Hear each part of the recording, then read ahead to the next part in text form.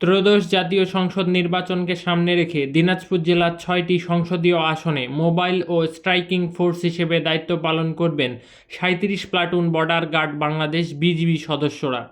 বৃহস্পতিবার ২৯ জানুয়ারি দুপুরে দিনাজপুরে বিজিবি মোতায়েন ও বেস ক্যাম্প স্থাপন বিষয়ে আয়োজিত এক প্রেস ব্রিফিংয়ে এ তথ্য জানান দিনাজপুর ৪২ বিজিবির অধিনায়ক লেফটেন্যান্ট কর্নেল আবদুল্লাহ আল মুহিত জানান, বিজিবি একটি পেশাদার, শৃঙ্খলাবদ্ধ ও নিরপেক্ষ বাহিনী হিসেবে নির্বাচনকালীন সময়ে শান্তিপূর্ণ পরিবেশ নিশ্চিত, আইনশৃঙ্খলা রক্ষা এবং ভোটারদের ভোটাধিকার সুরক্ষায় সর্বোচ্চ দায়িত্বশীলতার সঙ্গে কাজ করবে। সরকার ও নির্বাচন কমিশনের সব নির্দেশনা কঠোরভাবে অনুসরণ করা হবে এবং সব প্রার্থী ও রাজনৈতিক দলের জন্য সমান সুযোগ নিশ্চিত করতে বিজিবি সহায়ক ভূমিকা পালন করবে।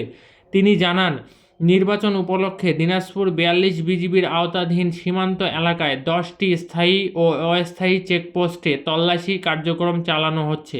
গত ২ মাসে বিজিবি প্রায় ১৭,৫৭,০০০ টাকা মূল্যের চোরাচালানি ও মাদকদ্রব্য উদ্ধার এবং ৫৬ জন আসামি আটক করেছে। আগামী ১লা ফেব্রুয়ারি থেকে বিজিবি পূর্ণমাত্রায় নির্বাচনী দায়িত্বে মোতায়েন থাকবে। দিনাজপুর জেলার ৬টি আসনেই ৮৪৪টি ভোটকেন্দ্রের রেকি সম্পন্ন হয়েছে এবং জেলার বিভিন্ন উপজেলায় ১৩টি বেস ক্যাম্প স্থাপন করা হচ্ছে। এর অংশ হিসেবে দিনাজপুর শহরের কেবিএম কলেজিয়েট হাই স্কুলে বেস ক্যাম্প স্থাপনের কাজ চলমান রয়েছে।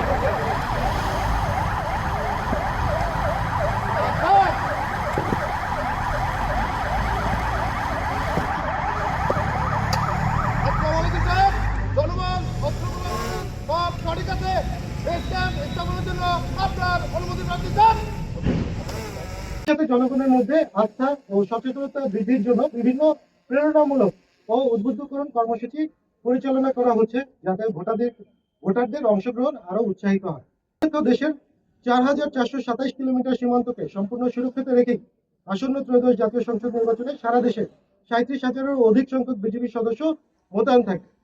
দেশের ৪৯৫টি উপজেলার মধ্যে ৬টি উপজেলা ব্যতীত বাকি ৪৮৯টি উপজেলায় বিজিবি নির্বাচনী দায়িত্ব পালন করবে। পাশাপাশি সীমান্তবর্তী ৬১টি উপজেলায় বিজিবি এককভাবে নির্বাচনী দায়িত্ব পালন করবে।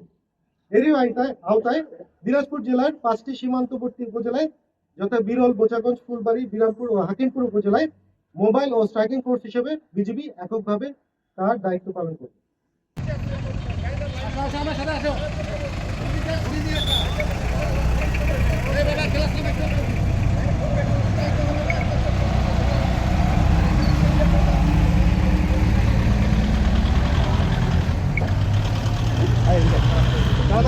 দাঁড়া